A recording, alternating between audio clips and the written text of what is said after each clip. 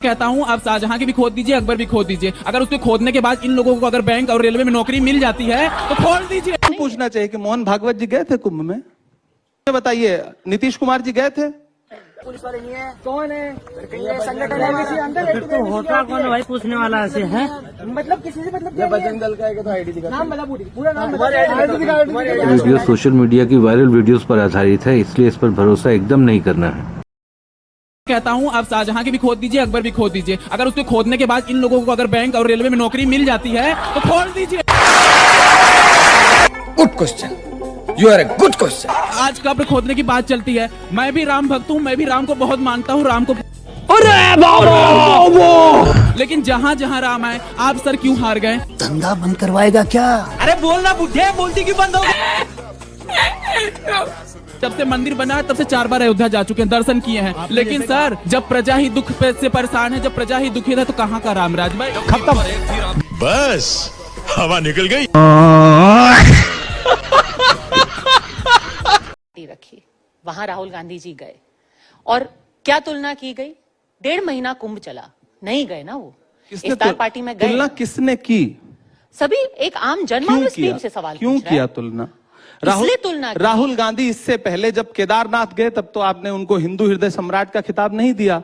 इससे पहले जब वो हजारों सीढ़ियां चढ़ करके वैष्णो देवी जी के दर्शन करने गए तब किसी ने उनको हिंदू हृदय सम्राट का खिताब नहीं दिया। आज जो इमरान प्रतापगढ़ी के घर पे इफ्तार करने चले आए तो आपने तुलना करनी शुरू कर दी। क्यों की? मीडिया ही तो तुलना कर रहा है ना, भाजपा ही तो तुलना कर रही है ना। तो भारतीय जनता पार्टी जब इस तरह की तुलना देश के सामने रखती है अपना राजनीतिक फायदा लेने के लिए, तब उस समय मीडिया जो है अपना दायित्व तो क्यों नहीं निभाता? सर, आपको लगता नहीं है कि अगर, चलिए आप लोग 60 करोड़ का वो जो आंकड़ा है वो नहीं मानते हैं, 66 करोड़ का, मैं कह रही हूं कि वहां पे अगर 2 लोग भी गए, 1.5 महीना चला महाकुंभ, चलिए वो 144 साल वाला नहीं था, वो हर 12 साल वाला ही सही, लेकिन जब केदारनाथ गए, वो वैष्णो देवी गए, सबने उनकी सराहना की। वही थे जिन्होंने आकर के ये भी कहा था कि मैं जनेऊधारी ब्राह्मण हूं, किसी ने उनको ऐसा बोला नहीं था कहने के लिए। लेकिन अब अगर 1.5 महीना कुंभ का रुख नहीं कर पाते हैं और कोई नेता ये बोल देता है कि कुंभ में जाकर के गरीबी नहीं मिटती, और फिर इफ्तार के मौके पर 1 हफ्ते में 2-2, 3-3 इफ्तार आपके नेता जाते हैं, तो आम आदमी, मैं कह रही हूं वो 2 आदमी जो उस दिन प्रयागराज में थे, वो भी ये सवाल तो पूछेंगे ना। सवाल तो बिल्कुल पूछना चाहिए कि मोहन भागवत जी गए थे कुंभ में? उम्मीद है आरएसएस आपका जवाब देगी। नहीं, आप बताइए गए थे कि नहीं? आपको तो हमसे ज्यादा आप जागरूक हैं, आप मीडिया का हिस्सा हैं, तो जाहिर सी बात है आप आरएसएस के कई नेता गए थे। नहीं, मोहन भागवत जी गए थे कि कांग्रेस के भी कई नेता गए थे। दिग्विजय सिंह जी गए थे, उनकी फोटो भी आपको दिखी होगी। डीके शिव कुमार जी गए थे और उनका विरोध हुआ। उनके बाद किसने विरोध किया? कांग्रेस पार्टी ने विरोध किया। किसने? आपके नेता ने कर्नाटक में। मुझे एक नेता का नाम बता दीजिए कर्नाटक में किस नेता ने विरोध किया? यही नैरेटिव है जो भाजपा का नैरेटिव है जिसमें मीडिया साथ देती है। मुझे एक नेता का नाम बता दीजिए। किसी नेता की मजाल नहीं है। मैं इमरान प्रतापगढ़ी हूं, मेरी बात सुनिए, मैं इमरान प्रतापगढ़ी हूं, मैं अफ्तार करूंगा, मैं नमाज पढ़ने जाऊंगा, मैं उम्रा करने जाऊंगा, मैं हज करने जाऊंगा। कांग्रेस पार्टी का कोई नेता मेरा विरोध नहीं करेगा। कोई केदारनाथ जाए, कोई वैष्णो देवी के पास जाए, कोई गंगा में स्नान करने जाए, किसने आज तक, कौन विरोध करता है? कैसी बात? यही तो सबसे बड़ा झूठ है जो परोसा जाता है। डीके शिव कुमार जी का किसने विरोध किया? बड़े गर्व के साथ उन्होंने स्नान किया, उनकी तस्वीरें देश के सामने आई। दिग्विजय सिंह, जिस पर भारतीय जनता पार्टी क्या क्या आरोप नहीं लगाती, वो गए, उन्होंने स्नान किया। मुझे बताइए, नीतीश कुमार जी गए थे? नहीं गए थे। भाजपा ने उनसे सवाल पूछा कि आप मेरे सहयोगी हो, आप हमारे साथ सत्ता में हो, आप क्यों नहीं कुंभ नहाने के लिए? चंद्रबाबू नायडू जी गए थे? खून पसीना देश के लोगों का बेच दिया है मोदी ने। कैसे बेच दिया है? रिजल्ट क्या है उसके ऊपर नहीं। अब ट्रंप को भी मोदी जी ने ये कह दिया है कि ट्रेड डील में जो आपको ठीक लगे आप कर लो, तो वही हो रहा है। ये तो रुको जरा, सबर करो। एक तरफा, बिल्कुल एक तरफा बोगस सरकार डील के सामने झुकी चली जा रही। कमजोर प्रधानमंत्री, कमजोर सरकार, बोगस सरकार जो डरती है, ट्रंप से डरती है, यूएसए से डरती है। यही नहीं, अभी और सुनिए, अपने पुराने परंपरागत जो मित्र हैं रशिया, उनको छोड़ देती है। किस बात का डर है? अडानी के केस का डर है, एप्स्टीन फाइल्स का डर है, किस चीज का डर है? जब ट्रेड डील हो रही थी तब भी मास्टर स्ट्रोक, नहीं हो रही थी तब भी मास्टर स्ट्रोक, टैरिफ लगा तब भी मास्टर स्ट्रोक, टैरिफ हटा तब भी master stroke.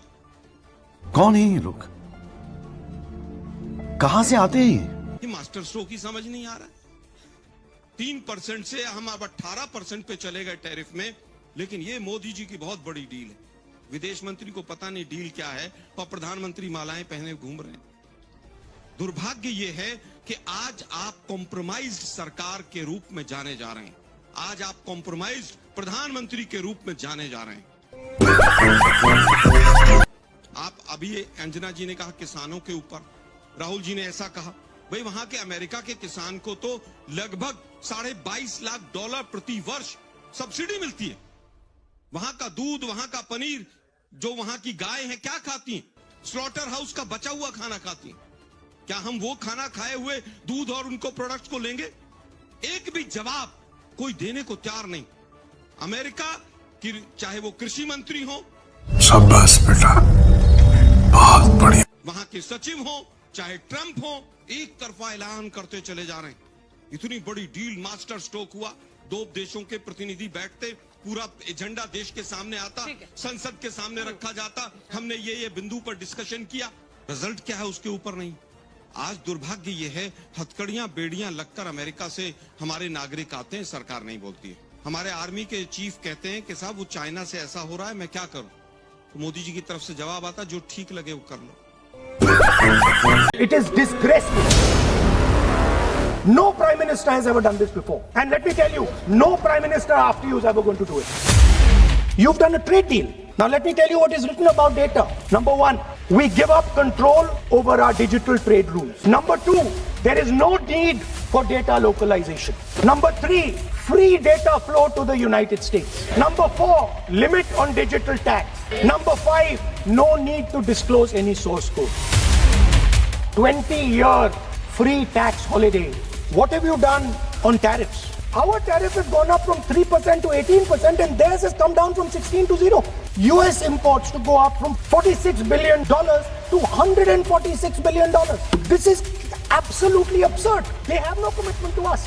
We have a commitment to them. We are going to add $100 billion a year. We're just standing there like fools. Next, textiles. The United States has reduced Bangladesh's tariff to 0. And our tariff is 18%. What do you expect our textile people to do? They're dead. They're finished. The entire textile industry is gone. Let's talk about energy. Energy security, gone. Now the United States will decide who we buy oil from. Our Prime Minister will not decide. And if India buys oil from anyone they do not want, they will punish us. And they will take our tariffs right back to 50%. Our farmers are facing a storm. Makka, soybean, lal jawar, kapas. You have opened the door to crush our poor farmers. So we are facing a storm. You have allowed the Americans to weaponize our finance and our energy against us. You are telling us that the world is a place where geopolitical conflict is intensifying. You're telling us energy and finance being weaponized, and then you're having it done to you. You're having it done to our farmers. You're having it done to our youngsters. How can you even make these statements? तुम्हारी ID बताओ तुम। अरे ID दिखाओ। पूरा address तुम्हारी ID बताओ। Notice भेजूंगा मैं। कोटद्वार के मोहम्मद दीपक के प्रकरण के बाद अब हर जगह लोग बजरंग दल के गुंडों का विरोध करने लगे हैं। हुआ यूं कि बजरंग दल के कुछ गुंडे एक पार्क में घुस गए और लोगों से आईडी मांगकर उनको परेशान करने लगे। तो वहां के जागरूक लोगों ने इन गुंडों को रोक करके घेर लिया और उन्हीं से उनका आईडी पूछने लगे। पुलिस वाला है क्या? भैया पुलिस वाले नहीं है। कौन है? संगठन है किसी अंदर? तो होता कौन भाई पूछने वाला ऐसे है? मतलब किसी से मतलब बजरंग दल का है तो आईडी दिखा। नाम बता, पूरा नाम बता। आईडी दिखा। नाम है मेरा। तुम्हारी आईडी बताओ तुम। अरे आईडी दिखा। पूरा एड्रेस तुम्हारी आईडी बताओ। नोटिस भेजूंगा मैं। Katare colony Ramnagar 16। Address number ठीक है तेरा यार भैया हम आईडी पूछ रहे हैं। तेरा माहौल पार्किंग क्यों पूछ रहे थे? अरे तुम्हारी प्राइवेट प्रॉपर्टी थोड़ी है। क्या कर रहे? ये क्या मार रहे क्या? मार रहे हैं लोगों को। इसको छोड़ डरा रहे क्या? ये छोड़ो पहले। सुन तेरे से तो लीगली तुम तेरा एड्रेस वाला बोल। क्या आईडी दिखा दो। आधार कार्ड लो ना। आईडी दिखा दो। आधार कार्ड लो। आईडी दिखा दो। ठीक है चल। क्या नाम है भाई साहब? नाम बताओ। पूरा नाम बताओ। कौन है लीडर तुम्हारा? अरे लीडर नहीं, इनको कोर्ट में लपेटेंगे, हरेसमेंट कर रहे हैं ना इनको। इनके आधार कार्ड से फोटो लो, इनको बिठा लो ना। आईडी भी तो होगा। आईडी लो, आपका आईडी नहीं है क्या? आईडी फिर आधार कार्ड लो ना सबका। बताओ आधार कार्ड दो भाई। अपना आईडी बजरंग दल का आईडी कार्ड दो। बजरंग दल का आईडी बजरंग दल का आईडी होगा ना। बजरंग दल का आईडी कार्ड। कोई आईडी नहीं होती। अरे सुन भी तो भूल जाएगा क्या होता है। अरे यार इसमें क्या है? अरे क्या होता है? कोई भी पहन सकता है। मुझे बोलेगा नेता बनने निकलेंगे यहाँ पे। आधार कार्ड होगा जरा तुम्हारे का आईडी कार्ड। और डंडे ले लेके ब्लैकमेलिंग करो तुम। इनको निकालो बाहर यार। डरा रहे हो तुम। ये डंडे लेके पार्क के अंदर आप माहौल बना रहे हैं।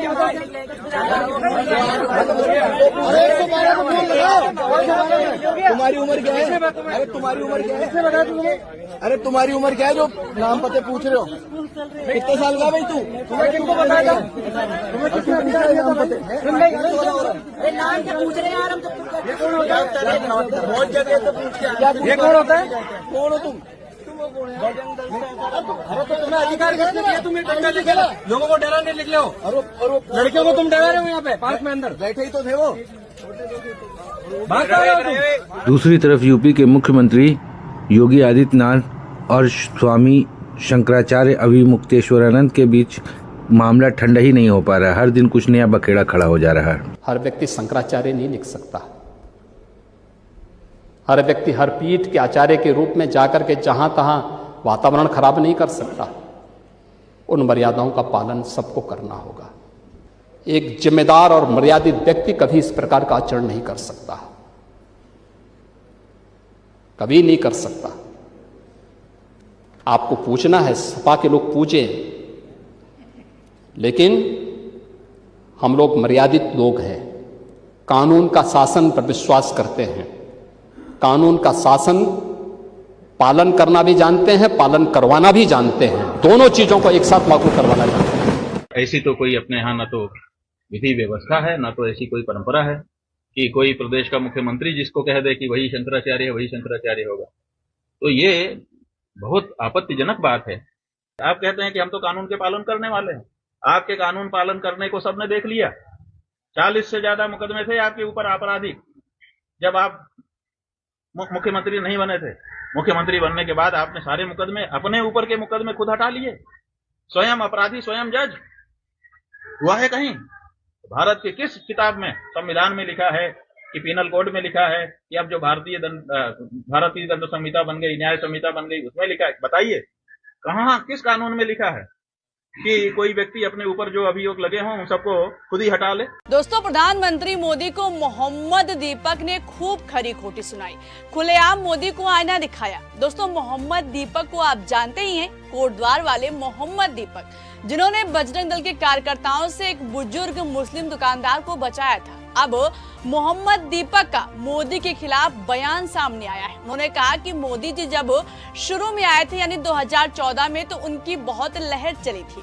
मुझे विश्वास था कि वो देश के लिए जरूर कुछ करेंगे। धीरे धीरे पता चला कि वो जो वादे कर रहे हैं उन्हें पूरा नहीं कर रहे हैं, ये बस फुस पटाखे हैं। यानी मोहम्मद दीपक कह रहे हैं कि मोदी के वादे वैसे हैं जैसे फुस पटाखे। यार हम यादव नहीं है, ब्राह्मण है, ब्राह्मण, ठीक है, ये ब्राह्मण है। शराब दे रहा हूँ कि ये 70 साल बाद आएंगे, आए हैं, अब 200 साल नहीं आएंगे आज के बाद।